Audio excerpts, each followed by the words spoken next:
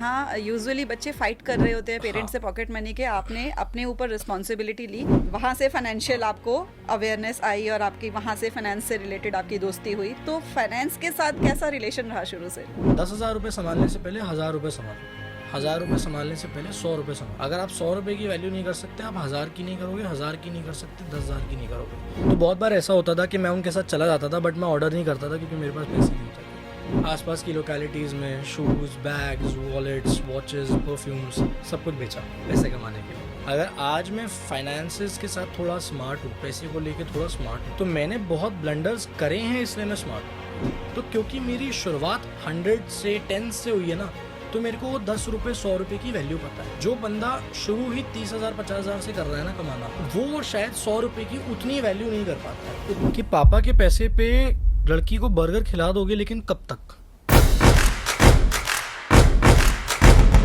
Hello and welcome to candid talks with me doctor Shikha. और आज हमारे साथ है मिस्टर आदित्य सैनी, बहुत ही छोटी सी एज के एक यंग एंटरप्रेन्योर जिनकी कंपनी है वेल्डेक्स नाम से, जिनका विज़न बहुत ही स्ट्रॉन्ग है और वो है यूथ को फाइनेंशियल एजुकेशन देना, उनको फाइनेंशियली लिटरेट करना, एक सही गाइडेंस प्रोवाइड करके। तो आगे की बातें हम उनसे ही जानेंगे। Welcome Aditya ji. Thank you so much for having me ma'am. Most welcome. तो आदित्य जी, जैसे कि अभी हमारी बात हो रही थी, आपने बताया कि अभी आपकी एज ओनली 22 ईयर्स है and you still have 10 years of experience. जहां हमको लगता है कि जो 20s में अभी हैं और उनको लोग बोल देते हैं तो फ्रेशर है, हम ऑलरेडी 10 ईयर्स का एक्सपीरियंस लेकर चल रहे हैं। तो कैसे आपने इसकी जर्नी की इतनी अर्ली एज में स्टार्ट की, अराउंड 12 ईयर्स में? So I still remember I was in 7th class and यही 11-12 साल के आसपास की उम्र रही होगी। तो जैसे आपने बोला कि लोग बोलते हैं कि क्यों ये जर्नी शुरू हुई, तो 10 साल पहले इस जर्नी के शुरू होने के पीछे का रीज़न बहुत सिंपल था कि मेरे साथ के जितने भी लोग जिनके साथ मैं बड़ा हुआ हूँ, वो सब मेरे से उम्र में बड़े हैं। Okay. तो 5 साल, 7 साल, 6 साल सब लोग बड़े हैं। सो उनके घर पे पॉकेट मनी का भी कॉन्सेप्ट था, उनकी जेब में हमेशा पैसे भी रहते थे, मेरी जेब में पैसे भी नहीं थे और पॉकेट मनी का कॉन्सेप्ट भी नहीं था। बट बैठता मैं वहीं पे था, जाता मैं उन्हीं के साथ था हर जगह पे। तो एक पॉइंट ऑफ टाइम के बाद ये रियलाइज़ हुआ कि यार देखो, जेब में पैसे होने बहुत ज़रूरी है, वरना ना हमेशा इन्फीरियर फील होता रहेगा कि यार कहीं हम लोग बाहर जा रहे हैं, ये लोग खाना खा रहे हैं, तेरे पास पैसे ही नहीं है देने के लिए। तो बहुत बार ऐसा होता था कि मैं उनके साथ चला जाता था, बट मैं ऑर्डर नहीं करता था क्योंकि मेरे पास पैसे नहीं होते थे। कि यार बिल स्प्लिट होगा तो मैं क्या बोलूँगा, तो मैं ये बोलूँगा कि मैंने तो खाया नहीं है, इसलिए मैं दे भी नहीं रहा हूँ। बट ख़राब लगता था, अंदर से बहुत ख़राब लगता था। तो that was the first reason why I did what I did. तो उस टाइम पे मैंने शुरू किया। तो मैं एक काफ़ी एफ्लुएंट स्कूल में जाता था, जहाँ पे अच्छे बच्चे आते थे, सही घर के बच्चे आते थे, वेल्दी स्टूडेंट्स। तो उस टाइम पे मैंने अपने स्कूल में आसपास की लोकेलिटीज़ में shoes, bags, wallets, watches, perfumes सब कुछ बेचा Okay. पैसे कमाने के लिए। और उस पैसे का सबसे ज़्यादा मज़ेदार चीज़ यही था कि यार देखो, खर्च करो या ना करो, जेब में पैसे होने चाहिए, ताकि कहीं पे भी बैठने से ख़राब ना लगे, कहीं पे भी बैठने में तुम कतराओ ना कि यार मैं यहाँ पे बैठ नहीं सकता हूँ, मैं बैठ सकता हूँ। तो एक होता है कि आप कहीं पे नहीं बैठ रहे हो बिकॉज आप बैठ नहीं सकते हो, एक होता है कि आप बाय चॉइस नहीं बैठ रहे हो। तो मैं हमेशा चाहता था कि I should have choices in my life, कि मैं अगर कहीं पे नहीं बैठना चाहता या कहीं पे खर्चा नहीं करना चाहता तो मैं अपनी चॉइस से नहीं कर रहा हूँ, मैं अपनी मजबूरी से मना नहीं कर रहा हूँ उस चीज़ पे। तो मेरे को बहुत अच्छा लगता था जब मैंने चीज़ें करनी शुरू करी। तो मेरे पास स्कूल में हमेशा पैसे होते थे। People who are watching me from my school days, अगर आप लोग देख रहे हो जो मेरे को स्कूल टाइम से जानते हैं, आप लोगों को पता है कि आदित्य की जेब में हमेशा पैसे होते थे। तो वो इसलिए होते थे क्योंकि अच्छा लगता था कि मेरी जेब में हमेशा पैसे हो। तो आपने उस यंग एज से, जहाँ यूजुअली बच्चे फाइट कर रहे होते हैं पेरेंट्स से पॉकेट मनी के, आपने अपने ऊपर रिस्पॉन्सिबिलिटी ली and you started with sales. जो कहते हैं कि अगर हमको अपने स्किल्स डेवलप करने हैं, हर एक कामयाब आदमी कहते हैं कि स्टार्टिंग कहीं ना कहीं उन्होंने सेल्स से की होती है। तो वही स्किल्स जो होते हैं हमको आज आपको जाके काम आ रहे होंगे बहुत ज़्यादा, क्योंकि सेल्स आपकी एक ओवरऑल पर्सनालिटी डेवलपमेंट में हेल्प कर देता है। वहाँ से फाइनेंशियल आपको अवेयरनेस आई और आपकी वहाँ से फाइनेंस से रिलेटेड आपकी दोस्ती हुई। तो फाइनेंस के साथ कैसा रिलेशन रहा शुरू से? इसमें मैं हमेशा एक बात कहता हूँ, anyone who is very smart with money today, there was a time when he was foolish. Same goes with me. अगर आज मैं फाइनेंसेस के साथ थोड़ा स्मार्ट हूँ, पैसे को लेके थोड़ा स्मार्ट हूँ, तो मैंने बहुत ब्लंडर्स करे हैं इसलिए मैं स्मार्ट हूँ. I was foolish one day, that is why am smart today. तो मैंने कमाए भी हैं पैसे, मैंने पैसे गवाए भी हैं. I have made wrong decisions also. I have lost lakhs and lakhs of rupees in making wrong decisions, trusting the wrong people, doing the wrong things. तो लेकिन मैं उन सारी चीज़ों से सीखा हूँ. तो मैं गलतियाँ करता हूँ, बट मैं कोई भी गलती रिपीट नहीं करता हूँ. पैसा कमाया, फिर सीखा कि इसको संभालना कैसे है. और मुझे लगता है कि वो बहुत इम्पोर्टेंट है. एक चीज़ जो आज यूथ के साथ डिफरेंट है मेरे टाइम से, वो ये है that I am in the same age, but आज अगर कोई कॉलेज का बच्चा है, वो ग्रेजुएट होके काम पे लग रहा है, तो वो ना पैसा कमाना शुरू जिस स्टेज से कर रहा है वो 1000 से शुरू कर रहा है, राइट. किसी की इंटर्नशिप लग रही है 5000 की एग्जाम्पल, कोई अगर मान लो कहीं पे जॉब के लिए जा रहा है, राइट, तो वो 30,000 से शुरू कर रहा है, 50,000 से शुरू कर रहा है, 80 लाख से शुरू कर रहा है, समथिंग लाइक दैट, ठीक है, 80,000 लाख से शुरू कर रहा है. मैंने जब शुरू किया था ना, मैंने 10 रुपये, 20 रुपये, 50 रुपये, 100 रुपये से शुरू किया था. तो क्योंकि मेरी शुरुआत 100 से 10 से हुई है ना, तो मेरे को वो 10 रुपये 100 रुपये की वैल्यू पता है, क्योंकि मैंने शुरू वहाँ से किया था. जो बंदा शुरू ही 30,000 50,000 से कर रहा है ना कमाना, वो शायद 100 रुपये की उतनी वैल्यू नहीं कर पाता है, उतनी स्ट्रांगली रैशनली डिसीजन नहीं ले पाता उस 100 रुपये को खर्च करने का, क्योंकि उसने शुरू 100 से नहीं किया है. तो उसके लिए 100 रुपये की वैल्यू बहुत ज़्यादा नहीं है. एंड आई ऑलवेज बिलीव 10,000 रुपये संभालने से पहले 1,000 रुपये संभालो, 1,000 रुपये संभालने से पहले 100 रुपये संभालो. अगर आप 100 रुपये की वैल्यू नहीं कर सकते, आप 1,000 की नहीं करोगे, 1,000 की नहीं कर सकते, 10,000 की नहीं करोगे. यही कारण है कि आज की डेट में ज़्यादातर मैक्सिमम यूथ 50,000, 60,000, 1,00,000 रुपये महीना कमाने के बाद भी फाइनेंशियली स्ट्रगल कर रहा है. पैसे मैनेज नहीं कर पा रहा है, खर्चे पूरे नहीं हो पा रहे हैं, शौक पूरे नहीं हो पा रहे हैं, चीज़ें नहीं कर पा रहे हैं. अच्छा, इसमें एक बात मैं ऐड करना चाहूँगी आपकी, जैसे आपने बोला कि मुझे 10 रुपये की भी वैल्यू है, 100 रुपये की भी वैल्यू है, तो ये ना बड़ा मतलब एक्चुअली अगर हमको एक वेल्थ बिल्डिंग की तरफ जाना है, फाइनेंशियल फ्रीडम की तरफ जाना है, इंडिपेंडेंस की तरफ जाना है, तो इट्स वेरी इंपॉर्टेंट कि हम एक एक रुपये की वैल्यू करना सीखें. लेकिन मोस्टली लोगों का माइंडसेट क्या होता है, उनको लगता है अरे एक एक रुपये, 2-2 रुपये, 10-10 रुपये की वैल्यू करने वाला ना कंजूस होता है, बहुत ज़्यादा इसका ना मतलब पैसे को बहुत ज़्यादा वो कर रहा है, छोटी छोटी चीज़ों में बचत कर रहा है. जबकि इट इज़ गुड, आप छोटी चीज़ों में बचत करना सीखोगे तभी आप बड़ी बचत कर पाओगे छोटी जगह पे, क्योंकि ये छोटे छोटे से स्टेपिंग स्टोन्स हैं जहाँ से आप बड़े डिसीजंस लाइफ में लेते हो, और ये हर जगह अप्लाई होगा. अपनी लाइफ के हर एरिया में हम उसको अप्लाई करेंगे. फिर छोटे डिसीजंस ले लो, बड़े डिसीजंस सही होंगे. लेकिन और ज़्यादा ऐसे हो जाता है कि ये जो यंग वाली एज होती है, इसमें बहुत सारा जो मेजर एरिया होता है ना लोगों का, बच्चों का, जो उनको सुनने को मिलता है, अरे पैसे के बारे में ज़्यादा बात करता है, बहुत मनी माइंडेड है, ये तो मनी माइंडेड है, हाँ, इससे ये तो दूर सब रहो. कहते हैं. हाँ, ये बहुत मनी माइंडेड है. एक्चुअली मतलब अब इस एज में आकर मुझे ऐसे रियलाइज होता है कि मनी माइंडेड होना बुरा नहीं है, सिर्फ मनी माइंडेड होना बुरा है. जो अगर किसी भी चीज़ को अपनी लाइफ के बाकी सब एरियाज को इग्नोर कर दिया, हेल्थ को इग्नोर कर दिया, रिलेशंस को इग्नोर कर दिया, सब कुछ इग्नोर करके, फैमिली को इग्नोर करके सिर्फ और सिर्फ पैसे के पीछे भाग रहे हो, वो बुरा है. लेकिन पैसे अगर कमा रहे हो, पैसे के पीछे भाग रहे हो, तो वो बुरा नहीं है अगर सब चीज़ों को लेकर चल रहे हो. तो आपका क्या कहना है इस बारे में कि कैसा रिलेशन होना चाहिए मनी के साथ? मेरे को ऐसे लगता है कि स्टेजेस ऑफ लाइफ पे डिपेंड करता है. जैसे आपने ये बात बोली कि इंसान जो 10-10 रुपए बचा रहा है उसको लोग कंजूस कहते हैं. बात ये है कि डिपेंड करता है वो लाइफ की कौन सी स्टेज में है. तो हर इंसान को ना अपनी लाइफ का time to money equation calculate करना आना चाहिए. जैसे कि जब मैं अपने कॉलेज के टाइम पे था, जब मैं बहुत ज़्यादा पैसे नहीं कमाता था, ठीक है, तो I been earning and I been doing things from long time, but उतना ज़्यादा पैसा नहीं कमाता था. तो उस टाइम पे क्या था कि अगर मेरे को कहीं पे पहुंचने के लिए टाइम ज़्यादा भी लग रहा है, पर मेरे पैसे बच रहे हैं, मैं मेट्रो से जाऊंगा. क्यों? क्योंकि मेरे को वहाँ पे ये था कि यार मेट्रो से मैं ट्रैवल कर रहा हूँ तो मेरे को मैं 50-60 रुपीज़ में पहुँच जाऊँगा ऑन एन एवरेज.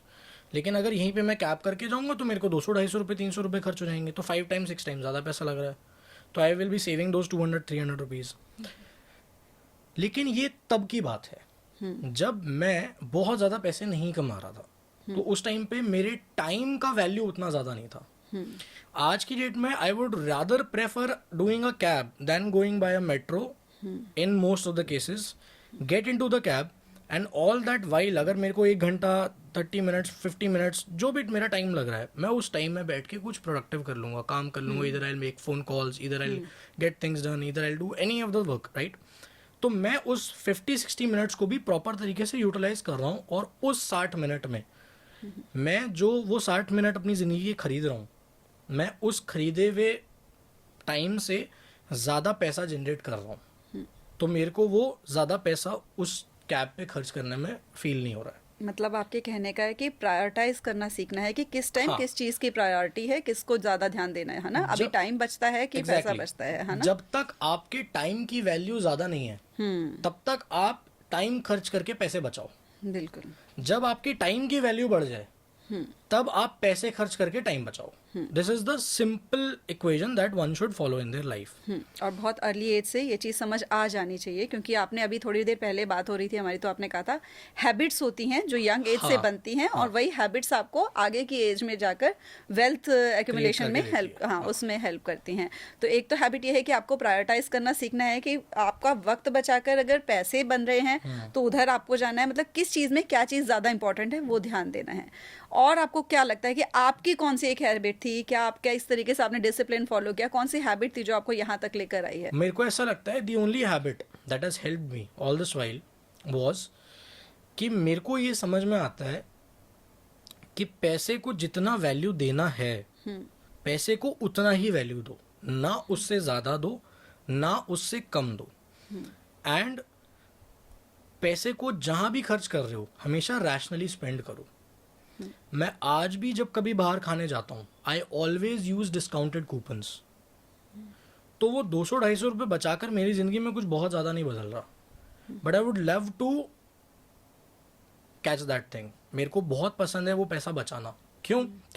क्योंकि ये फाइनेंशियल हैबिट जब मैं 20 साल तक कंटिन्यूसली प्रैक्टिस करूँगा ना, तब जब मैं देखूंगा कि the amount of money I saved that will be a big amount. पहली चीज़ ये. दूसरी चीज़ ये है कि क्योंकि मैं ये चीज़ प्रैक्टिस कर रहा हूँ, तो मेरे लिए ईजी है जो चीज़ मैं प्रैक्टिस कर रहा हूँ उसको मैं सोसाइटी को गिव बैक कर सकूँ, अपनी आने वाली जनरेशन में गिव बैक कर सकूँ, राइट. तो what I teach is something I preach. जो मैं करता हूँ वो मैं सिखाता हूँ, राइट. आप और इसमें सबसे बड़ी बात यह है कि मुझे ऐसा लगता है मैंने जो सब बेस्ट हैबिट अपनी लाइफ में बिल्ड करी है वो ये है that I know where to sit for how long and where not to sit at all. तो इस चीज़ को मैं और सिंप्लीफाई करके देता हूँ. अगर आप कहीं पे ज़रूरत से ज़्यादा देर बैठते हो तो आपकी वहाँ पे वैल्यू नहीं होगी. तो कहाँ पे कितनी देर बैठना है आपको ये पता होना चाहिए. अगर आप वहाँ ज़रूरत से ज़्यादा बैठ जाओगे वैल्यू नहीं होगी. इसका एक क्लासिक एग्जांपल देता हूँ फॉर द यूथ. अपनी गर्लफ्रेंड या अपने बॉयफ्रेंड के साथ दिन रात पड़े रहोगे ना तो वैल्यू कम हो जाएगी. कोशिश करके देख लेना. तो बहुत ज़्यादा नहीं बैठना होता कहीं पे भी, किसी भी जगह पे भी, राइट. सिंपल सी चीज़ है, ये नेचर का लॉ है. Scarcity increases perceived value.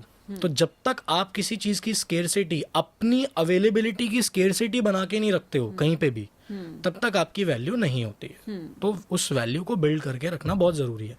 That is why आपको पता होना चाहिए कि कहाँ पे कितनी देर बैठना है. पूरा टाइम कहीं नहीं बैठना है. सेकेंडली कहाँ नहीं बैठना है ये पता होना चाहिए. आई बिलीव कि ये हैबिट मैंने बिल्ड करी है over the period of time, over so many years. कि अपने टाइम को अपने वैल्यू दिया है, सोच समझ के दिया है कि मैं अपने टाइम को मनी की तरह ही इन्वेस्ट करूं जहां पे भी और जा रहा हूं. कहाँ नहीं बैठना है. हाँ, तो मेरे कहाँ को पता है, जैसे दैट्स वेरी इंपॉर्टेंट. मैं वहां नहीं बैठ सकता हूँ जहाँ पे सिर्फ गॉसिप हो रहा है या सिर्फ फालतू की बात हो रही है. तो कहाँ नहीं बैठना है वो भी पता होना चाहिए. ये जो आपने गॉसिप वाली बात करी है, इसको आपने बोला कि वहाँ नहीं बैठना है जहाँ सिर्फ गॉसिप हो रही है.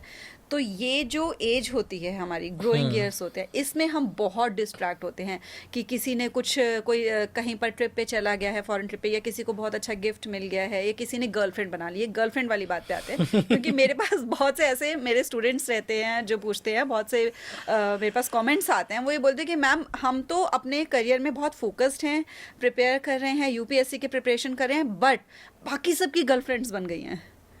अब ऐसे में मुझे भी बना लेनी चाहिए कि नहीं बनानी चाहिए, because I am feeling left out, क्योंकि वो जो होता है ना कि एक मैं ही हूँ जिसकी गर्लफ्रेंड नहीं है। तो जो लोग फोकस्ड हैं अपने करियर की तरफ, because this is the golden period, आपके पास फैमिली की रिस्पॉन्सिबिलिटी नहीं होती है इस टाइप पे, you can invest your whole time on your career. तो ऐसे में जो ये आसपास की डिस्ट्रैक्शंस हैं कि सब बात कर रहे हो, वही मेरी गर्लफ्रेंड के साथ मैं यहाँ गया, मैं वहाँ गया, तो अपने आप को उन चीज़ों से कैसे बचा कर रखें? मैंने अपनी लाइफ में एक ही चीज़ सीखी है, ज़िंदगी में कुछ भी करना है ना, कमा के करो। शराब भी पीनी है ना, अपने पैसों की पियो। Whatever you want to do, good bad worst anything, bloody earn it. तो यहाँ पे जो आपने गर्लफ्रेंड वाली बात बोली, जितनी भी चीज़ें, माई क्वेश्चन इज कि पापा के पैसे पे लड़की को बर्गर खिला दोगे, लेकिन कब तक? बिल्कुल। तो घूम फिर के बात वहीं आ जाती है, घूम फिर के things come to money only. Your focus should be to make money first, then do anything you want. That is one. Because parents के दिए हुए पैसे से अगर आप ये चीज़ कर भी लोगे, तो in all that time you will not have experiences जो आपको हेल्प करेंगे रैशनल डिसीजंस लेने में। क्योंकि अभी तक तो पैसे घर वाले दे रहे थे, तो रैशनली तो कभी सोचा ही नहीं। लेकिन जब आप उस फेज से बाहर आओगे, आप खुद पैसे कमाओगे, खुद पैसे खर्चोगे, खुद चीज़ें करोगे, तो आपको समझ में आएगा कि रैशनली डिसीजन लेना बहुत ज़रूरी है। ऐसा क्यों होता है लोगों के साथ कि लोग जब खुद कमाना शुरू करते हैं 25-26 साल की उम्र में, उन्हें समझ ही नहीं आता उनका पैसा कहाँ चला गया। क्यों? क्योंकि जब उनके पेरेंट्स उनको पैसा दे रहे थे और वो उस टाइम पे जब पैसा खर्च कर रहे थे, क्योंकि फ्री फ्लो ऑफ मनी था, तो रैशनली कभी पैसा खर्च किया ही नहीं। इसलिए आज पता ही नहीं लग रहा कि पैसा कहाँ जा रहा है। Right? There can be exceptions, but I am just saying कि जब आप रैशनली पैसा नहीं खर्च करते हुए आए होते लंबे टाइम, राइट, तब आप हमेशा इस चीज़ से स्ट्रगल करोगे जब आपके पैसे वो खुद के होंगे। ठीक है? Talking about distractions, to be very honest, मैं ये नहीं बोल सकता कि having a partner is a distraction, but in अपने आप से हमेशा ये सवाल पूछो, वैल्यू, आपका जो पार्टनर है वो क्या वैल्यू लेके आ रहा है टेबल पे? बिल्कुल सही बात है। ठीक है? वैल्यू से मेरा मतलब ये है कि जो इनिशियल ईयर्स होते हैं ना, ठीक है, 16, 17, 18, अर्ली कॉलेज डेज, आपको कंपेनियनशिप ही वैल्यू लगता है। यार मेरे साथ बैठती है, मेरे साथ बैठता है, हम लोग बाहर जाते हैं, है ना, बातें करते हैं, घूमने जाते हैं, टाइम स्पेंड करते हैं, बाकी कुछ एक्टिविटी करते हो तो करो, बात अलग है। एनीवे, आई मीन ये बस ये कंपेनियनशिप ही वैल्यू है, इसके अलावा क्या वैल्यू है? द क्वेश्चन इज, इसके अलावा क्या वैल्यू है? क्या सामने वाला टेबल पे खाना रख रहा है? Is he putting food on the table? Is he making money? क्या उसके पास लाइफ के एक्सपीरियंसेस हैं? क्या उसके साथ आप सेल्फ अर्नड मनी पे लाइफ एक्सपीरियंसेस ले रहे हो या नहीं ले रहे हो? Right? The question is value क्या है? ठीक है? कंपेनियनशिप, एक साथ बैठ के अच्छा लगने के अलावा क्या वैल्यू ऐड है उस लड़के का या लड़की का आपकी लाइफ में? खुद से ये सवाल पूछो। इसमें मुझे ये लगता है कि जैसे जो ये वाली एज होती है, और इसमें क्योंकि आपने कहा ये बिल्कुल सही बात है कि partner is not a distraction, but वो डिस्ट्रैक्शन बन जाता है जब वो आपके गोल से आपको डिस्ट्रैक्ट करना शुरू कर दे। राइट? आपका पार्टनर है, कई बार ये होता है कि हम लोग उस लेवल पे नहीं है जहां हम पहुंचना चाहते हैं, लेकिन पार्टनर का मतलब क्या है? हम सफ़र कहते हैं जिंदगी के, हम सफर जो साथ में चल रहे हैं, जो साथ में चलेंगे, पार्टनर जो साथ में चलेंगे, एक जर्नी पे चल रहे हैं साथ में। अगर आप उसके साथ बैठकर जो आप टाइम स्पेंड कर रहे हो, अच्छा लग रहा है का मतलब क्या? मतलब वो एंटरटेनमेंट नहीं अच्छा लग रहा है, अच्छा लग रहा है मतलब आप इंस्पायर्ड फील करते हो, you feel good about your self, आपको अपनी ड्रीम्स पे भरोसा हो रहा है, आप अपनी जर्नी पे जहाँ चलना चाहते हो, गोल्स तक पहुँचना चाहते हो, वहाँ पहुँचने के लिए आपको उससे इंस्पिरेशन मिलती है, वो सपोर्ट मिलती है, चाहे वो मेंटल सपोर्ट, इमोशनल सपोर्ट मिल रही हो, फाइनेंशियल ना भी मिल रही हो। अर्ली एज में जो वो वाली एज होती है, इमोशनल सपोर्ट बहुत बड़ी होती है कि वो मिलकर उस सफ़र को तय करते हैं।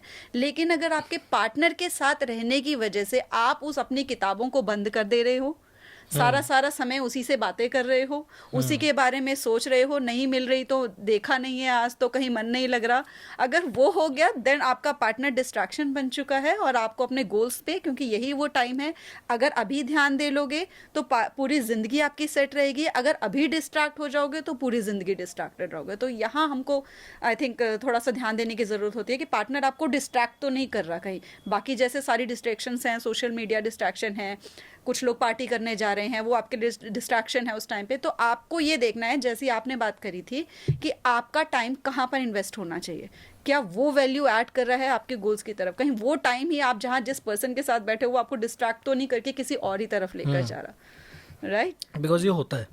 हाँ, ये बहुतों के साथ होता है, अच्छे जो होते हैं मतलब काफ़ी अच्छा पढ़ सकते हैं, वो कर सकते हैं करियर में, लेकिन वो उसी तरफ अपना पूरा अपने मतलब 5 की 5 सेंसेस इन्वेस्ट कर देते हैं एक पर्सन में। तो इस टाइम पे इतना ज़्यादा नहीं खुद को इन्वेस्ट कर देना होता किसी पर्सन में, क्योंकि देखो टाइम के साथ क्या होगा, हर पर्सन की ग्रोथ होगी, वो पर्सन भी ग्रो करेगा जो आपका पार्टनर, आपकी भी ग्रोथ होगी। तो इस टाइम पे हमें एक पार्टनर की तरह ही उसको समझना चाहिए, ये नहीं कि हमने पूरी ज़िंदगी की कस्में खा ली, 7 जन्मों की कस्में खा ली, और फिर अगर उसका लग रहा है कि थोड़ा सा बिहेवियर चेंज हो गया तो हमने अपना सारा करियर ही ख़त्म कर दिया।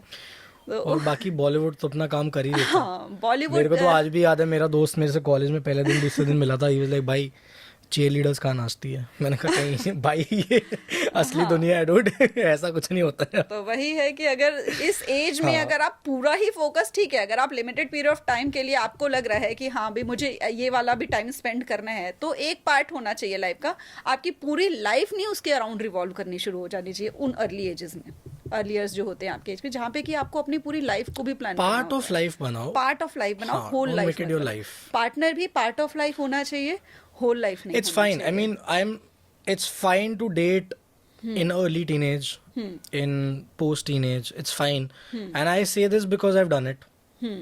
तो जो चीज़ मैंने खुद कर रखी है, मैं किसी को क्या बोलूँ कि गलत है, हाँ, ठीक है, तो it's fine, you can do it. सवाल ये है, आप ये पूछो पहली बात तो, अगर डिस्ट्रैक्शन भी है, कोई चीज़ आप कर भी रहे हो, हैव यू अर्न दैट और नॉट। बिल्कुल। सेकेंडली वैल्यू ऐड क्या है, और थर्डली पीयर प्रेशर में आके तो बिल्कुल नहीं करना चाहिए। बिल्कुल सही बात। Simple as that, nice, been there done that, या no regrets. That's great, that's great. तो हम बात करते हैं आप स्टार्टअप के बारे में, क्योंकि स्टार्टअप क्या है कि आजकल ना बहुत ज़्यादा एक हवा है कि किड्स आर जस्ट लिसनिंग, बहुत कि कॉलेज ड्रॉप आउट करो, एक स्टार्टअप करो, फैंसी सा नेम रखो, it's all gold and glitter, अभी हर जगह किसी को दिखता है, लेकिन मोस्टली जो स्टार्टअप्स हैं आप कह रहे हैं कि वो फेल भी होते चले जा रहे हैं।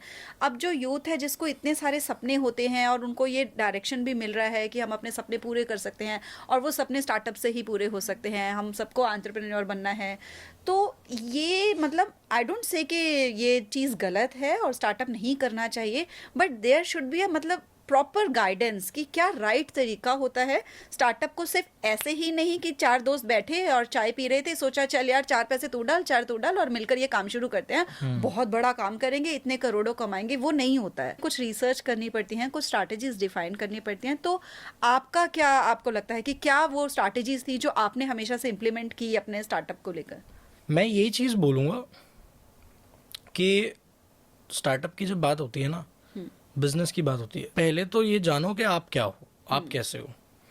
बिजनेस चलाने के लिए आपका इमोशनल स्ट्रेस टॉलरेंस बहुत हाई होना चाहिए। अगर आपको छोटी छोटी बातों पे बुरा लग जाता है तो I am really sorry to say bro, you are not the person for business.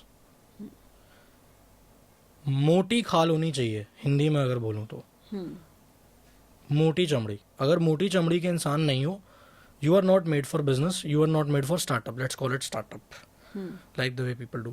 So अब मैं ये क्यों कह रहा हूँ, बिकॉज थिक स्किन बहुत इंपॉर्टेंट है आपके लिए टू रन अ बिजनेस, क्योंकि ये जो आपकी थिक स्किन है ना, ये आपको एक हाई इमोशनल स्ट्रेस टॉलरेंस देता है, क्योंकि बिजनेस में the highs are too high and the lows are too low. तो अगर वो झेलने की क्षमता नहीं है ना, बिजनेस में आने के बारे में सोचो भी मत।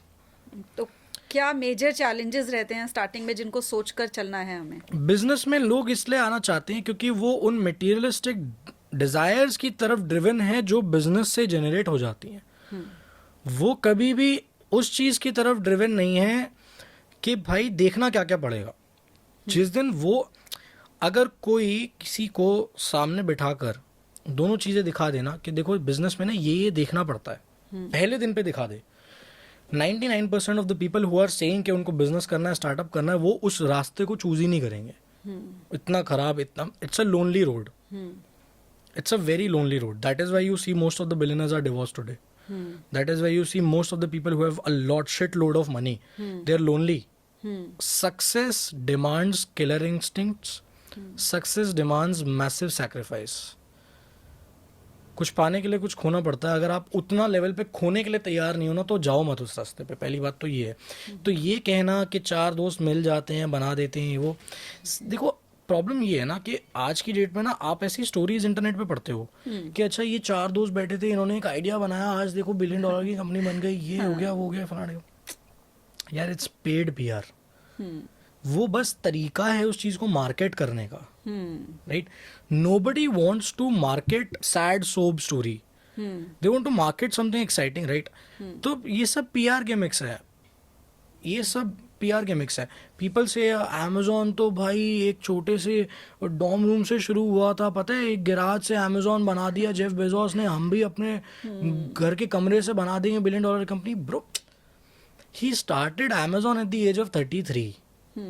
He got a $250,000 loan from his in-laws, from his parents. Relatives से पैसे मिल गए थे. He was the ex-vice president of a company. He resigned as the ex-vice president. समझ रहे हो? दिल्ली यूनिवर्सिटी का स्टूडेंट नहीं था वो. He was the ex-vice president of a company. He resigned from a good job post. He had money. He started small. Right? He started from a very small place. So don't just look at that. क्योंकि internet पे हर जगह पे, Instagram पे तस्वीरें तो वो छोटी सी दिखती है ना, और जेफ बेजोस बैठा हुआ एक कंप्यूटर लेके, साइड में इतना बड़ा अमेजोन लिखा है, वही देख के सबको लगता है हम भी अपने कमरे में एक इतना सा लगा के बना देंगे। ऐसे नहीं होता है। तो मतलब जो भी स्टोरीज आप देख रहे हो, चाहे It's a marketing gimmick. YouTube है, हाँ, अपना दिमाग यूज करना है, अपने एंड पे रिसर्च करनी है, नॉलेज इकट्ठी करनी है, जो भी करना चाह रहे हो उसका प्रोसेस आइडेंटिफाई करना है, क्या हार्डशिप्स फेस करनी पड़ेंगी, उस पर्सन ने क्या हार्डशिप्स फेस की थी, पूरा अपने लेवल पे रिसर्च करके लेकर आनी है। बस सिर्फ कहानी सुन के, फैंसी कहानी सुनकर अगर आप जाना चाहोगे तो इट्स मतलब फिर वही होगा कि आप nothing is fancy, it is made fancy ना। आप ऑनलाइन देखो, ये एक मार्केटिंग करने का तरीका होता है, एक्चुअल पिक्चर इससे कहीं ज्यादा अलग होती है। तो ये आप जो इंटरनेट पे पढ़ते हो ना, जो ये सुनते हो, ये सुन के मत आया करो। जैसे लोग से कहते हैं कि यार ड्रॉप आउट था, मुकेश अंबानी भी ड्रॉप आउट था। भाई स्टैनफोर्ड से ड्रॉप आउट किया है, मीठी भाई कॉलेज से ड्रॉप आउट नहीं किया है डूड। ट्राई टू सी कि ड्रॉप आउट भी किया है तो कहाँ से ड्रॉप आउट किया है, वो भी देखो। ये मत देखो कि ड्रॉप आउट है। Bill Gates drop out Harvard से ड्रॉप आउट किया है। उसका जो मतलब नॉलेज जब उनको लगा मार्क कि भी मुझे जकरबर्ग यहाँ ड्रॉप से आउट मिल है, नहीं रहा। हार्वर्ड से ड्रॉप आउट है। हाँ। मार्क जकरबर्ग ड्रॉप आउट है, हार्वर्ड से ड्रॉप आउट है, राइट? किसी नॉर्मल एवरेज जगह से ड्रॉप आउट नहीं है। तो पहले हार्वर्ड आप कहाँ पहुंचो से तो drop सही। out है? तो actually technically I am not dropped out because I never took the admission, but I cracked IIM Indore. तो या मतलब I called it off, I was like I don't want to. कहीं ना कहीं जो जिनके भी आपने नाम बताए, उनका ड्रॉप आउट करने का मेन रीजन ये रहा होगा, जो मैं इमेजिन कर पा रही हूँ फिलहाल, कि उनको ये लगा होगा कहीं से कि जो हमें कॉलेज से फिलहाल मिल रहा है, हाँ। वो हमको ऑलरेडी हमारे उस लेवल को मैच नहीं कर पा रहा है, जिसको कि हम ऑलरेडी हम जानते हैं। कई बार ये चीजें होती है कि हमारा वो लेवल ऑलरेडी है और जो मिल रहा है वो हमें लग नहीं रहा कि कुछ वैल्यू एडिशन कर रहा है। हम किस लिए जा रहे हैं? इसलिए कि कुछ वैल्यू एडिशन हो। तो जब आपको लगे जो आप पढ़ रहे हो, डेली जाकर जो सुन रहे हो, उससे कोई वैल्यू एडिशन हो ही नहीं रही है, कुछ सीख ही नहीं पा रहे हो, उस केस में ड्रॉप आउट होता है। इट्स नॉट लाइक कि ड्रॉप आउट करने के बाद हम एक सक्सेसफुल बिजनेसमैन बन जाते हैं। मैं इंटरेस्टिंग बात बताता हूँ। 90% of the billionaires are atheist, they don't believe in God, 90% of them. Now people think that if they become atheist they'll become a billionaire. समझ रहे हो? तो 90% लोग जो बिलियनर हैं वो भगवान में नहीं मानते हैं। लोगों को लगता है अगर हम भगवान में मानना छोड़ दे तो हम बिलियनर बन जाएंगे। ये वाइस वर्सा काम नहीं करती है ये चीज। Similar thing is with dropping out, right? तो people are like that because a lot of billionaires who are billionaires today they are dropouts. तो अगर हम भी ड्रॉप आउट कर जाएंगे तो हम बिलियनर बन जाएंगे, ऐसा नहीं होता है। वो चीज नहीं होती है, right? If you want to drop out for a good reason, और ड्रॉप आउट तब करो आप जब आपके पास कुछ ऐसा बन रहा हो या कुछ ऑलरेडी हो जो आप उससे ज़्यादा बेटर करने वाले हो बिल्कुल या बेटर चला सकते हो, डोंट जस्ट ड्रॉप आउट क्योंकि आपको लग रहा है अरे यार ये तो स्कूल या कॉलेज छोड़ने वाली चीज़ है ना, उसको ग्लोरीफाई करना बंद कर दो, हाँ इसको ग्लैमराइज मत करो। ये चीज़ ग्लोरिफिकेशन डिजर्व नहीं करती है, this is not something glamorous, ठीक है? क्योंकि आपको इंटरनेट पे वही कहानी बेची जाती है जिस कहानी में इंटरेस्टिंग पॉइंट्स होते हैं जो सुनने में अच्छी लगे। इंटरनेट पे सच कहानियां नहीं है, इंटरनेट पे सिर्फ वही कहानी है जो सुनने में अच्छी लग रही है ना? ऐसी ही तो कहानियां हम लोगों को एक्साइट करती है, पहले बहुत गरीब हुआ करता था, ये देखो कहाँ से निकल के कहाँ पहुंच गया है, खाने को पैसा नहीं था, बड़ी खराब स्थिति से आता था, मेहनत करी, ये किया वो किया।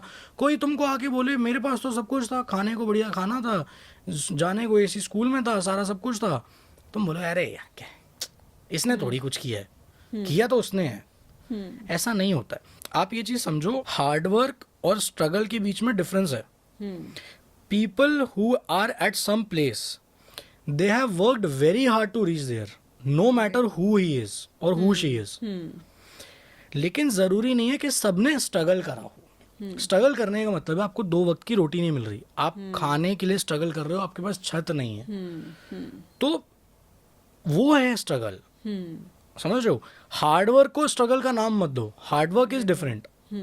आई डोंट से कि मैंने लाइफ में स्ट्रगल किया है, आई से आई वर्कड वेरी हार्ड, तो I worked very hard but I have not struggled, right? तो मैं स्ट्रगल स्टोरी नहीं सुनाता हूँ अपनी कभी भी, मैं बेचारा वाली स्टोरी नहीं सुनाता हूँ क्योंकि कभी रहा नहीं ना। आप समझो ना, जब मैंने स्ट्रगल देखा ही नहीं है तो मैं स्ट्रगल क्यों बोलूँ? I have not struggled, I have worked very hard, no doubt. तो सिमिलरली होता ये है कि पीपल थिंक कि जब तक कोई स्ट्रगल स्टोरी नहीं है ना, तब तक एक्साइटमेंट नहीं है, तब तक हम खरीदेंगे नहीं, और वही चीज़ बिकती है मार्केट में, इसलिए आपको वही बेची जाती है। यही चीज जो कॉलेज ड्रॉप आउट वाली बात कर रहे थे ना, कॉलेज ड्रॉप आउट, क्योंकि उस टाइम ये माइंडसेट होता है, ऐसा लगता है कि कुछ इजी सा तरीका मिल जाए हाँ, आगे बढ़ने का, तो हाँ। बहुत से बच्चे इस चीज को फैसिनेट कर जाते हैं। उनको ये लगता है कि यहाँ से हम ड्रॉप आउट करेंगे तो मेहनत नहीं करनी पड़ेगी पढ़ने में, यहाँ से बच जाओ और सक्सेस की तरफ बढ़ो। Now they are looking at the success, वो ये नहीं देख रहे कि मेहनत उधर भी है, वो ये भूल जाते हैं मेहनत उतनी ही करनी पड़ेगी और हो सकता है उससे कहीं ज्यादा करनी पड़ेगी। वो पढ़ाई से बच के उनको लगता है फटाफट पैसा कमा लेंगे, जबकि पैसा कमाना भी मुश्किल होगा आगे। लोग मुकेश हार्डवर्क अंबानी, से नहीं बचना है, मतलब हार्डवर्क इज हाँ। इम्पोर्टेंट। या लोग मुकेश अंबानी जी की बात बोलते हैं कि Mukesh Ambani is also drop out, तो बहुत लोगों को ये बात पता नहीं है। Let me tell you, Mukesh Ambani sir ने ड्रॉप आउट क्यों किया था, उसके पीछे का रीज़न बहुत स्ट्रॉन्ग था उनके पास। तो he went to Stanford, he was about to complete his starting few months. Steve Ballmer, by the way, right, ex-CEO of Microsoft, he is the classmate of Mukesh Ambani. Okay, So anyway, he went to Stanford. At that time, his father called him, Dhirubhai Ambani sir called him. उन्होंने बोला कि बेटा हमारा नया petrochemical plant लगना है, ठीक है, पॉलिएस्टर पेट्रोकेमिकल प्लांट लगना है पातालगंगा में, and we just have 2 years to set up this plant. Do you want to build this from scratch or not? And if you want to do it, मैं आपको सिर्फ एक आदमी दूंगा अपनी कंपनी से, आपको सिर्फ उस एक आदमी के साथ मिलकर पूरा स्ट्रैटेजाइज करके ये प्लांट खड़ा करना है 2 साल के अंदर अंदर। He took that challenge. That is why he came back. He took the next flight. He came back to India. Like I want to do this. तो उन्होंने रिलायंस का पातालगंगा प्लांट सेटअप करने के लिए स्क्रैच से ड्रॉप आउट किया था Stanford. Okay, मन नहीं कर रहा था उनका कि ड्रॉप आउट कर लेता हूँ यार, मजा आ जाएगा, राइट? इसलिए नहीं किया था। उन्होंने खुद को एक ऐसी चीज में एंगेज किया जो शायद उनके स्टैनफोर्ड की डिग्री से बहुत ज्यादा बड़ा था। After you did chemical engineering, you went to Stanford for his MBA. He was like नहीं, मेरे को MBA से ज्यादा मैं ये प्लांट सेटअप करूंगा स्क्रैच से, and he completed that in 18 months. Dad ने 24 मंथ्स का टाइम दिया, 18 मंथ्स में प्लांट उठ के खड़ा हो गया, राइट? तो आप समझ रहे हो, उन्होंने ड्रॉप आउट इसको ग्लोरीफाई नहीं किया। अब वो कभी भी अपनी ड्रॉप आउट स्टोरी को ग्लैमराइज नहीं करते हैं, पढ़ाई से बचने के लिए नहीं की है, बिल्कुल। उनके पास कुछ ज्यादा बड़ा था करने के लिए, इसलिए उन्होंने किया। ऑल द पीपल जिनको आप देखते हो आज जो ड्रॉप आउट करे हैं by choice, not by choice, उन्होंने बाय चॉइस ड्रॉप आउट किया ही इसलिए क्योंकि उनके पास कुछ उससे भी ज्यादा बड़ा था अपना टाइम और एनर्जी इन्वेस्ट करने के लिए। बिल्कुल बिल्कुल सही। तो जब तक वो नहीं है आपके पास, आप ड्रॉप आउट मत करो please. Education is very important. I am a hardcore supporter of education, same here. हाँ, या तो जैसे आपने कहा कि ड्रॉप आउट पढ़ाई से बचने के लिए नहीं करना है, you are a supporter of education also. तो एजुकेशन में ही हम इसको फाइनेंशियल एजुकेशन की तरफ थोड़ा लेकर आते हैं, क्योंकि आप उसके मास्टर हैं, आपने काफ़ी चीज़ें उसकी सीखी हैं अब नहीं तक, नहीं, और आप मैं आज आई एम सिखाने स्टिल वाले learning, I am not a master. हैं। लर्निंग तो हमारी पूरी लाइफ चलती है, देखिए कभी भी हम उसमें एक्सपर्ट नहीं हो जाते हैं, बट आपने उसको अब तक काफ़ी समझा, इतनी यंग एज में समझा, उस एज में जहाँ पे हमको लगता था कि पैसे के बारे में बात करना ही बुरा होता है, तो इसलिए पैसे के बारे में बात करो। पढ़ना है, मेहनत करनी है, करियर बनाना है, लेकिन पैसे की बात नहीं करनी है कि हम पैसा भी कमाएंगे, वो अच्छा नहीं माना जाता था। लेकिन मेरे घर में आज भी नहीं वक्त माना जाता, आज भी नहीं माना जाता। हाँ, तो बिल्कुल, लेकिन वक्त बदल चुका है और अब ये सोच हमारी आ रही है कि पैसा इज इम्पॉर्टेंट। ऐसा नहीं है कि money can buy you happiness, but money से आपको वो बहुत सारी चीज़ें आप बाय कर सकते हो जो अल्टीमेटली आपको हैप्पीनेस की तरफ लेके जाती हैं। Happiness is also a thing कि वो सिर्फ एक मनी से नहीं आएगी, और भी बहुत सारी चीज़ें होती है उसमें। फिर वही चीज़ आ जाती है कि सिर्फ मनी नहीं होनी चाहिए, बाकी सारी चीज़ें भी अपनी लाइफ की आपको बैलेंस करके साथ में चलनी होती है। तो फाइनेंस के बारे में बात करेंगे तो एक जो क्रेडिट कार्ड के बारे में आप बता रहे थे अभी थोड़ी देर मुझे पहले, कि क्रेडिट कार्ड को आप मतलब बहुत प्रेफर करते हो, लेकिन मैं ऐसी हूँ कि मैंने आई थिंक लाइफ में एक बार क्रेडिट कार्ड बनवाया था, 1 मंथ बहुत अच्छे से शॉपिंग की क्रेडिट कार्ड से, तो उसका जो बिल आया एक ही साथ जब पे करना पड़ा, तो उसके बाद से हमेशा वो बिल ज़ीरो ही आया। मैंने उसको कभी आज तक यूज़ नहीं किया, क्योंकि मुझे लगता है कि क्रेडिट कार्ड यूज़ करने का मतलब होता है कि आपके एक बार में आपको पता नहीं चल रहा कितने पैसे जा रहे हैं, और फिर वो बहुत सारे चले जाते हैं। तो स्मार्टली कैसे क्रेडिट कार्ड को यूज़ करें, क्योंकि आपने कहा बहुत बेनिफिट्स होते हैं क्रेडिट कार्ड यूज़ करने के भी। तो जो मेरे जैसे हैं जिनको डर लगता है क्रेडिट कार्ड रखने से, तो उनके लिए क्या एडवाइस है कि कैसे यूज़ करना चाहिए क्रेडिट कार्ड? तो जो बैंक क्रेडिट कार्ड इशू करता है उसके पास ना 3 लेयर्स होती हैं क्रेडिट कार्ड कस्टमर्स की। सबसे टॉप पे उसके पास होते हैं प्रीमियम, एकदम प्राइम कस्टमर्स, यू नो, जिनकी क्रेडिट कार्ड की लिमिट ही मल्टीपल लैक्स में, सीआर्स में है। ये जो क्रीम कस्टमर्स है, बैंक इनको हमेशा रखना चाहता है अपने साथ, क्योंकि इनमें से इन सब के करंट अकाउंट्स हैं इस बैंक में, वरना नहीं मिल रहा आपको, वरना कोई बैंक नहीं दे रहा। ठीक है, तो ये क्रीम कस्टमर्स है। उसके नीचे आते हैं मिड लेवल कस्टमर्स।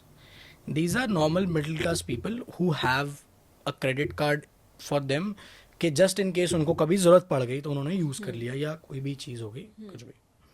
और इसके नीचे आते हैं, सबसे जो नीचे वाली लेयर है वो होती है फाइनेंशियली इनडिसिप्लिन्ड पीपल।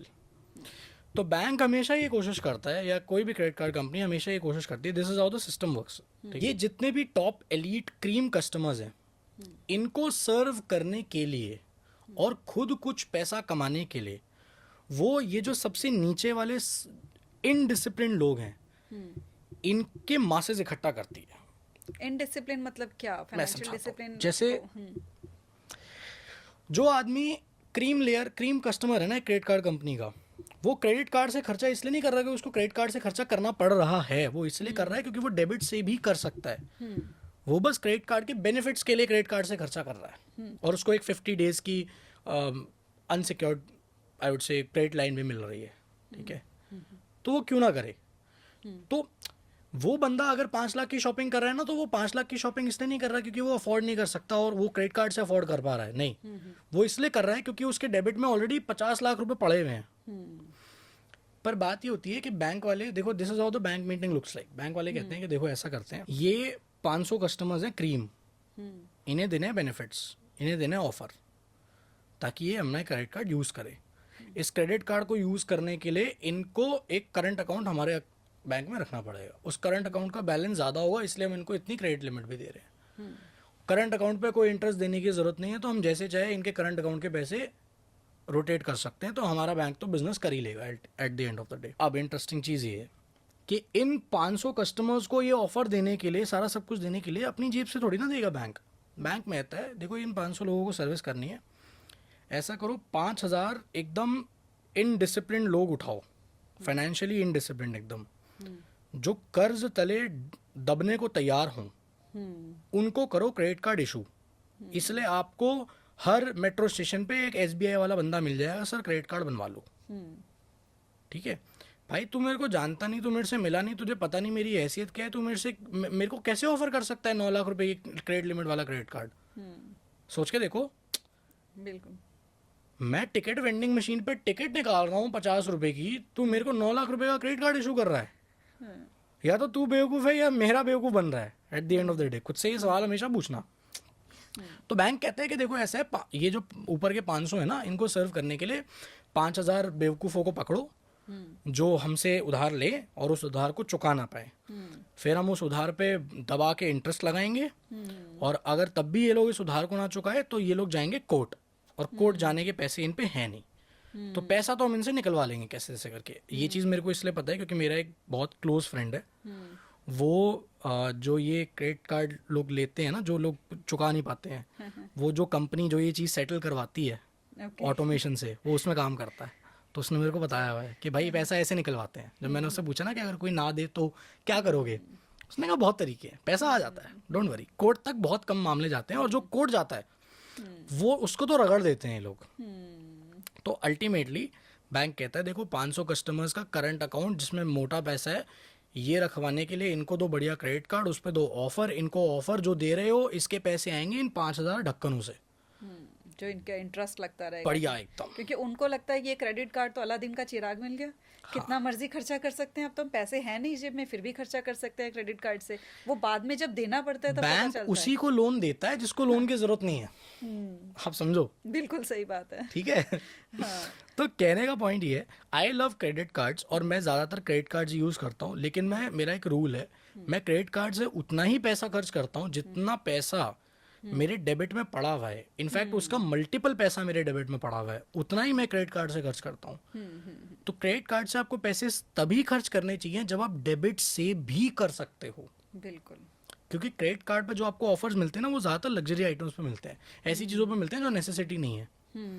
मैं कभी भी कोई भी जो लग्जरी परचेज है या कोई भी ऐसी चीज़ है जो बेफालतू की है, कुछ भी है, वो कभी भी मैं अधिकतर केसेस में क्रेडिट कार्ड से नहीं करता हूँ, डेबिट से करता हूँ। और अगर मैं क्रेडिट से कर रहा हूँ तो मैं इमीडिएटली सेटल करता हूँ उसको, बात के लिए नहीं छोड़ता हूँ, ये सिर्फ डिसिप्लिन ऑफर में, के लिए करता हूँ। हाँ, ये डिसिप्लिन ठीक है? वाली में ये बात ऐड हो सकती है कि अगर आप उसको हाँ। इमीडिएटली सेटल कर सकते हो तो आप तो आप क्रेडिट कर कार्ड लो। को यूज करो। दूसरा अगर इज immediately- ऑटो डेबिट लगा हुआ है तो मेरे को कभी इशू नहीं होता, हाँ, मेरे या फिर क्रेडिट आपको कार्ड्स पता पे है ऑटो कि डेबिट जब है। उसकी हाँ। बिलिंग डेट है उस टाइम पे मेरे पास डेबिट में इतना पैसा होगा ही होगा, है ना। मैं लेता ही उससे नहीं, मैं उनके लिए See. कह रही हूँ जो फाइनेंशियली इंडिसिप्लिन्ड है भी, वो क्रेडिट कार्ड को जब भी उसको यूज करें, हाँ। एक तो ये कि आप उसी टाइम उसको सेटल कर सकते हो, या फिर जब आपकी बिलिंग डेट है आप इस चीज को इंश्योर करो कि उस टाइम पे आपके डेबिट में ये पैसा होगा। अदरवाइज फिर आई नो कि उसके बहुत चार्जेस बहुत ज्यादा होते हैं, इंटरेस्ट एग्जैक्टली होता है बहुत ज्यादा 36% तक भी जाता है। हाँ। और सबसे बड़ी बात ये, क्रेडिट कार्ड्स पे लिया हुआ जो आपका लोन है उस पे डेली इंटरेस्ट लगता है। तो आपका जो इंटरेस्ट है वो डेली कंपाउंड करता Compound है, interest, डेली कंपाउंड करता है, मंथली नहीं, डेली कंपाउंड करता है। तो आप इमेजिन करो कि आप कितने बुरे दलदल में फंसने वाले हो, right. People take their lives because of this. And सबसे बड़ी बात यहाँ पे एक और भी है, वो ये है कि अगर आप क्रेडिट कार्ड यूज कर रहे हो, जितनी आपकी पेइंग कैपेसिटी है ना, हमेशा उससे कम लिमिट वाला क्रेडिट कार्ड लो। अगर 1 लाख रुपए की औकात है ना, 25,000 रुपए की क्रेडिट लिमिट वाला क्रेडिट कार्ड बनवाओ। बैंक देखो, बैंक हमेशा कोशिश करेगा कि आपकी जितनी हैसियत है आपको उसकी हैसियत का कुछ एक्स टाइम्स क्रेडिट कार्ड दे दे। आपके जैसे limit मान लो increase अगर कर आपकी रहे सैलरी हैं। 50,000 है ना, आपकी सैलरी 50,000 है ना, आपको 4 लाख रुपए की लिमिट वाला क्रेडिट कार्ड इजीली मिल जाएगा, मिल जाएगा आपको। तो समझ रहे हो, आपको कितना, आपको 8x लेवरेज दे दिया बैंक ने। 50,000 आप कमाते हो, आपको 4 लाख का क्रेडिट कार्ड दे दिया, क्रेडिट लाइन दे दी, वो चाहते हैं कि आप ज्यादा खर्चा और करो। आप ले भी लेते हो, आप फंसते रहते हो। जो भी आपकी पेइंग कैपेसिटी है उसके 1/4 से ज्यादा का क्रेडिट कार्ड आपके पास होना ही नहीं चाहिए, क्रेडिट लिमिट होनी ही नहीं चाहिए किसी भी हालत में। क्यों? क्योंकि मान लो अगर आपने कभी इमोशनल स्पेंडिंग कर भी दी, जो इंसान कर देता है, वेरी नॉर्मल, मैं भी करता हूँ, तो मान लो अगर आपने कर भी दी, अब आपके पास ये लेवरेज है कि आप अपनी हैसियत से बाहर नहीं गए हो, अभी भी वो खर्चा आपकी हैसियत के कंट्रोल में ही है।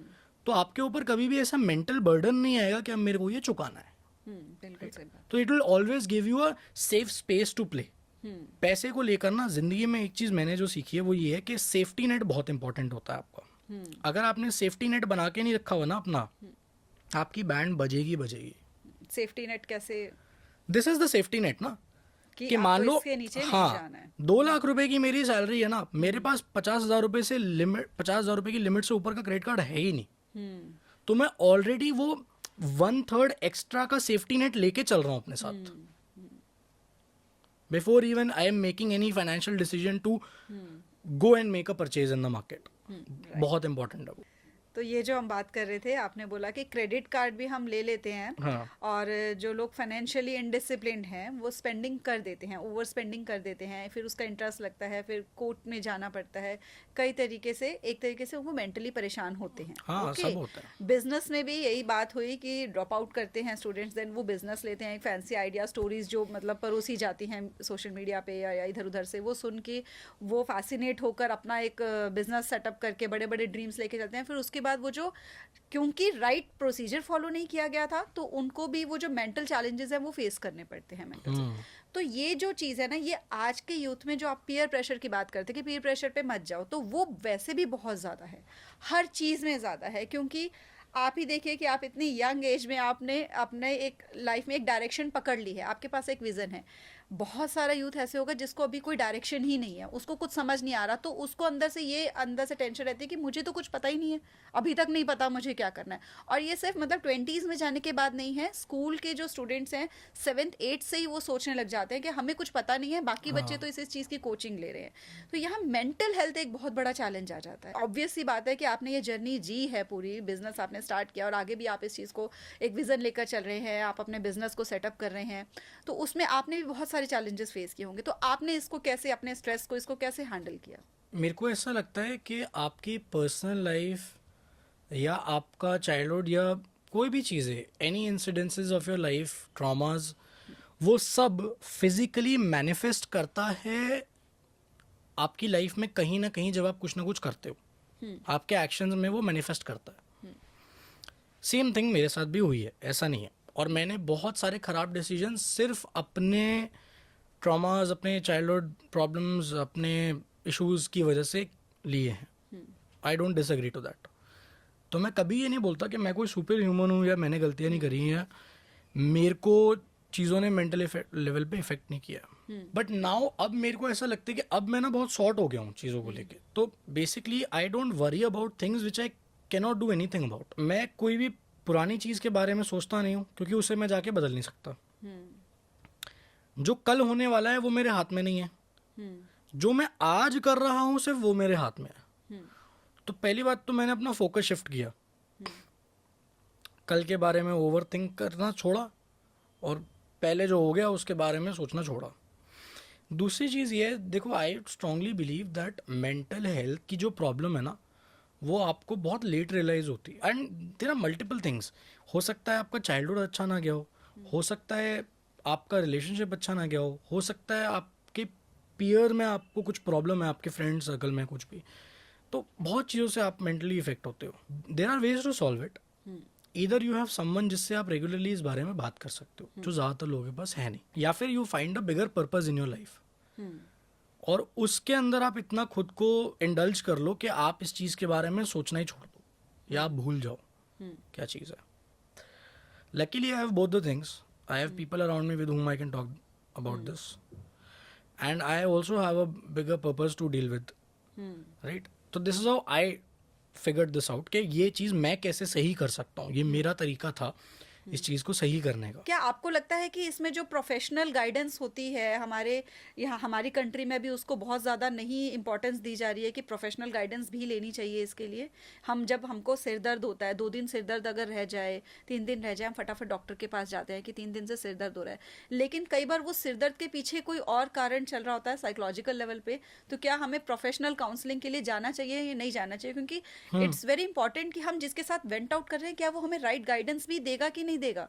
अदरवाइज ये भी एक हैबिट बन जाती है कि हमें जो मिलेगा हम उसके आगे ही जाकर अपनी बातें सुनाना शुरू कर देते हैं। सॉल्यूशन मिल रहा है कि नहीं मिल रहा? नहीं, मैं तो कहता हूँ जाना चाहिए, डेफिनेटली जाना चाहिए। मैं खुद 5-6 साल से जा रहा हूँ। बिल्कुल, तो जाना चाहिए। तो क्योंकि एक ऐसा पर्सन हमें ढूंढना चाहिए जो हमें राइट गाइडेंस भी, क्योंकि अगर हमको आदत, हमको बस वेंट आउट ही करना है, हम कितना वेंट आउट करेंगे, कितनी बार वेंट आउट करेंगे? हाँ। हमें फिर फाइनली कोई ऐसा चाहिए ना कि हमको उसका सॉल्यूशन भी मिले कि हम उस चीज़ से बाहर कैसे आए, क्योंकि उसमें भी हमें फिर रस आना शुरू हो जाता है कि कोई हमको वैलिडेट कर रहा है, कोई कह रहा है नहीं तू सही है, नहीं तेरे साथ बहुत गलत हुआ है।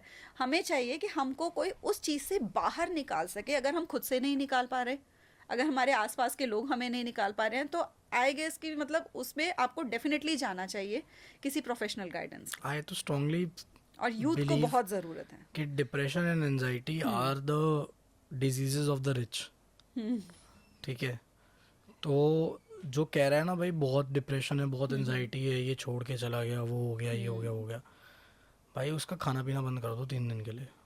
वो कुछ डिप्रेशन नहीं, कुछ एनजाइटी नहीं, वो कहेगा खाना लाओ पहले, फिर करेंगे बाकी बातें।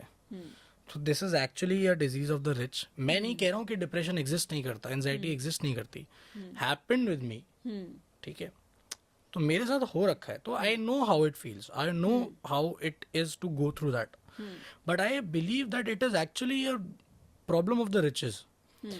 जब तक प्लेट में बढ़िया खाना पड़ रहा है ना, मस्त एसी चल रहा है, जाने को सुविधाएं हैं, करने को चीजें हैं, तब उसके बाद आपको लगता है कि अब क्या मिसिंग है, अब नाउ आई एम डिप्रेस्ड, अब मेरे को एंजाइटी हो रहा है, ये हो रहा है, वो हो रहा है। जब जब खाना नहीं होता है ना, तो जब खाना नहीं होता, गर्मी में मर रहा होता है आदमी, तो इंसान का ना पहला थॉट ये होता है, भाई क्या होता है एंजाइटी, क्या होता है डिप्रेशन, मेरे को खाना दो भाई, मैं राइट। तो हाँ, पॉइंट यही है कि ये जो चीज़ें हैं ना, आपको मेंटल प्रॉब्लम्स तभी आनी शुरू होंगी जब आपकी फिजिकल प्रॉब्लम सॉर्टेड है, इन द सेंस कि अगर आपके पेट में बढ़िया खाना पड़ा है ना, मस्त एसी चल रहा है, अब आप ओवर थिंक कर सकते हो।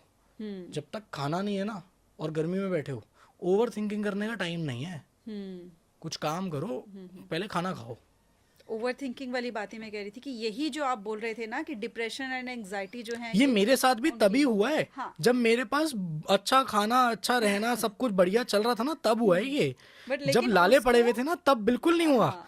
तब था कि भाई खाना लाओ काम पहले। करना है। तो आपने पहले प्रोफेशनल हाँ। गाइडेंस लिया, तो हाँ। यहाँ पर ये ओवर थिंकिंग वाली बात को मैं कहना चाह रही थी कि ये जो हम लोगों को पता है ना आजकल टर्म्स, डिप्रेशन, एंजाइटी और ओसीडी, ये बड़े फैंसी टर्म्स हो नहीं, गए। ओसीडी तो अलग तो चीज है, बट नहीं, ठीक है। ये सारी मेंटल हेल्थ रिलेटेड जो चैलेंजेस हैं, इसमें भी मैं इसीलिए मैं कह रही थी कि प्रोफेशनल गाइडेंस में जाना होता है, खुद को डायग्नोज नहीं करना होता। आजकल बच्चे छोटे छोटे से बच्चे होते हैं ना, कई बार मैं कंसल्टेशंस करती हूँ, तो वो छोटे छोटे बच्चे होते हैं और वो मुझे आकर बोलते हैं कि मैम एंग्जाइटी अटैक्स आ जाते हैं। पता है, मैंने व्हाट एक इज दिन, एंग्जाइटी अटैक? मैं आपको अपना बताता हूँ, मैंने एक दिन रैंडमली अपने काउंसलर को मैसेज किया, मैंने कहा I think I have bipolar disorder. इतनी गंदी गाली लिख के दी ना उन्होंने मेरे को, हाँ, दिमाग खराब हो गया तेरा। तो ये अपने आप, अपने इंटरनेट मन पे से बनाता रहता है बैठ के। ये ओवर थिंकिंग कर रहे हैं, ये जो कह रहे हैं ना कि उनको हमको डिप्रेशन, जो खुद मुंह से बोलकर बता रहा है ना, उसको 99% चांसेस वो दिक्कत नहीं है। अगर आपको प्रोफेशनल बता रहा है, क्योंकि ये एक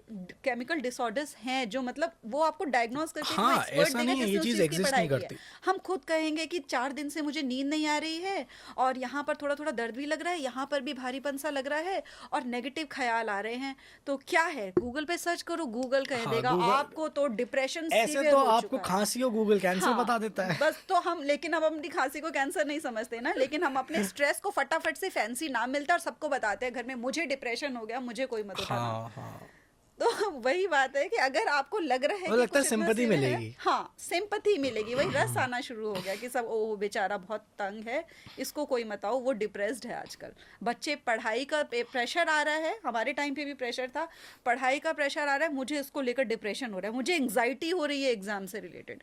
तो ये टर्म्स खुद से आई थिंक आपको रेगुलर लाइफ में नहीं यूज करने चाहिए हैं। आप जाओ प्रोफेशनल के पास जाओ, वो बोल रहा है एंग्जाइटी हो रही है, तो उस चीज को कंसीडर करो। अदरवाइज अगर आप खुद के लेवल पे कह रहे हो मुझे ये चीजें हो गई है, तो मेंटल हेल्थ को इतना इजीली नहीं लेना चाहिए हमको। Mental health is a very serious thing which people have made a joke exactly. because they treat it as an excuse to not do things.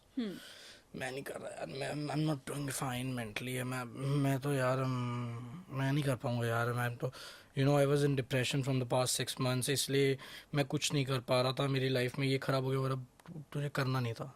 सीधी बात ये, don't use it as an excuse, क्योंकि जिसको actually में ये issue होता है ना, वो कभी भी ये चीज एज एन एक्सक्यूज यूज नहीं करेगा। यूज नहीं करेगा, वो खुद से नहीं बोलेगा कि मुझे ये है। चाइल्डहुड जो कहते हैं, ट्रॉमा, आप जो बात कर रहे थे कि चाइल्डहुड से आ जाती हैं चीज़ें, तो वो वही होती है कि दबे रह गए, इमोशंस दबे रह गए, कहीं से कोई बात नहीं, कोई हमको समझने वाला नहीं मिला, कई चीज़ें थी जो सही लग रहा था कि गलत हो रही हैं मेरे साथ, उस टाइम पे स्टैंड नहीं ले पाए, कोई एक्शन नहीं ले पाए, वो जो निकलना चाहिए था उस टाइम पे वो नहीं निकला, वो दब के जब अंदर एक्यूमुलेट होता चला गया, तो उसने माइंड पे इतना इम्पैक्ट कर दिया कि फिर वो जो आप कह रहे थे कि जब हम रियल लाइफ में आए तो वो सारे हमारे फेस पे इस तरीके से आ जाते हैं। देखो, मैं एक बात बताता हूँ, this is for the parents, anyone who is watching.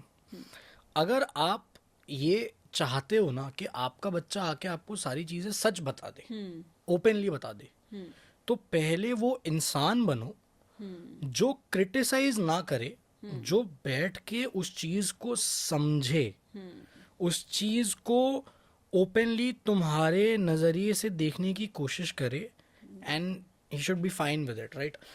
तो अगर आप चाहते हो ना कि आपका बच्चा आपको हर एक चीज सच बताए, एकदम हर एक चीज आपको सच बताए, आपसे कभी झूठ ना बोले या कुछ भी, तो पहले वो पेरेंट बनो जिसके साथ आपका बच्चा इतना कंफर्टेबल हो सके जितना कंफर्टेबल वो अपने यार दोस्तों के साथ है। बिल्कुल। जिस दिन आप वो इंसान बन जाओगे ना कि वो आपके साथ उतना कंफर्टेबल है, वो आपको आके सब कुछ सच बताएगा। वो आपसे झूठ इसलिए नहीं बोल रहा है क्योंकि उसको झूठ बोलना पसंद है, वो आपसे झूठ इसलिए बोल रहा है क्योंकि सच बोलने के बाद उसको जो रिएक्शन आपकी तरफ से आता है ना, वो उस रिएक्शन से डील नहीं कर पाता है, या वो रिएक्शन उसको और मेंटली डिस्टर्ब कर देता है, इसलिए नहीं बता रहा है वो आपको। ठीक है, अगर आप चाहते हो ना आपका बच्चा आपसे कुछ ना छुपाए, सच बताए, तो पहले वो इंसान बनो भाई जिसको वो बच्चा खुल के सच बता सके। पहले वो पेरेंट बनना सीखो, पहले वो उतना कंफर्टेबल करो अपने बच्चों को, उनके फ्रेंड बन के उनको समझने की कोशिश करो।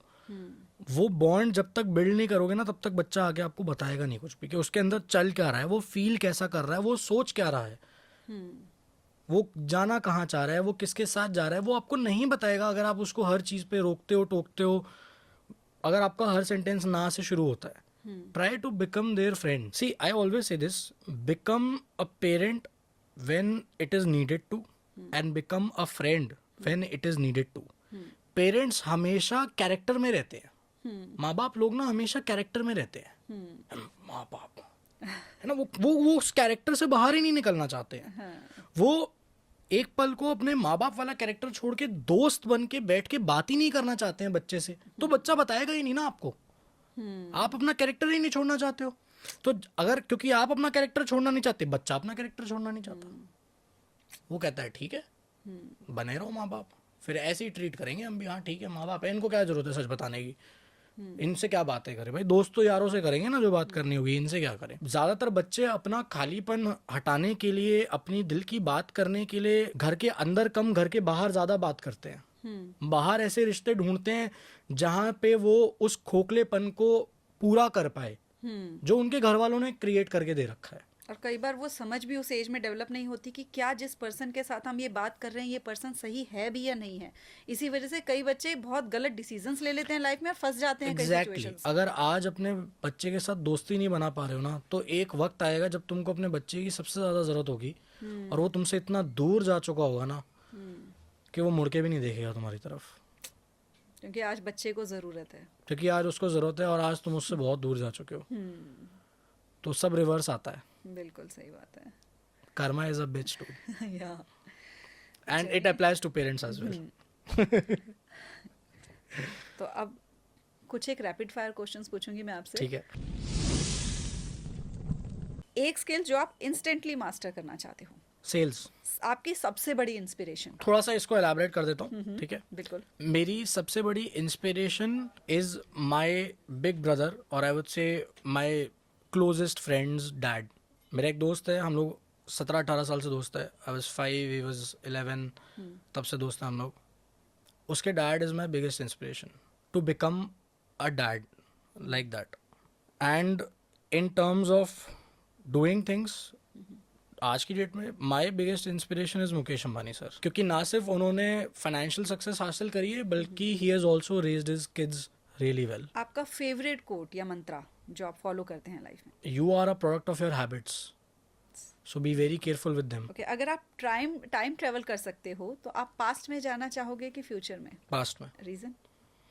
अपना बचपन बदल दूंगा। आपका एक हिडन टैलेंट जो अभी तक आपने उसके बारे में बात नहीं की और किसी को बताया नहीं है, लेकिन आपको पता है कि मेरे अंदर एक ये टैलेंट भी है। I sing and I write, so I am a lyricist and a singer, but I don't do it publicly, so yeah. Okay, your favourite finance book जो आप रिकमेंड करना चाहेंगे? The conspiracy of the rich, written by Robert Kiyosaki sir. Okay, अगर आप entrepreneur नहीं होते तो क्या होते? सिंगर होता मैं। सो इट्स टाइम कि आप शायद। उसको परस्यू करना शुरू करें, हम शायद वेट करेंगे आपका शायद सॉन्ग कभी सुनने नहीं, की। Not really. I believe that अगर मैं एंटरप्रेन्योर नहीं होता तो I would have been in the legal field, I would have been a lawyer okay, for sure. तो एक एडवाइस जो आप अपने 18 ईयर सेल्फ वाली वर्जन को देना चाहेंगे। छोड़ दे वो सारे धंधे जिनके अंजाम है गंदे। That's great great great.